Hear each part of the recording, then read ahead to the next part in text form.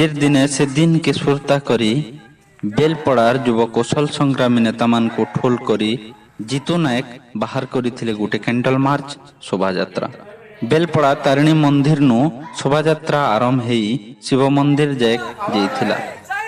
अमर रहे शहीद जवान, अमर रहे शहीद जवान, अमर रहे जय जवान जय किसान, जय जवान जय किसान, जय जवान जय किसान। भारत माता की जय, भारत माता की जय। शहीद जवान अमर रहे, शहीद जवान। इथिने भाग नहीं थिले बेलपड़ार अनेक जवान जनता की तरुण नायक, अजित बुडेक, मुना पटेल, चुलामणि सेठ, सचित मेहर, रवि नायक, भागवत दंता, राकेश बाहुक, छंदाचरण सेठ, आशीष, विकास, कान्हचरण प्रमुख उपस्थित रही करी जय जवान जय किसान नारा देई वीर शहीद मान को भावपूर्ण श्रद्धांजलि अर्पण करिथिले।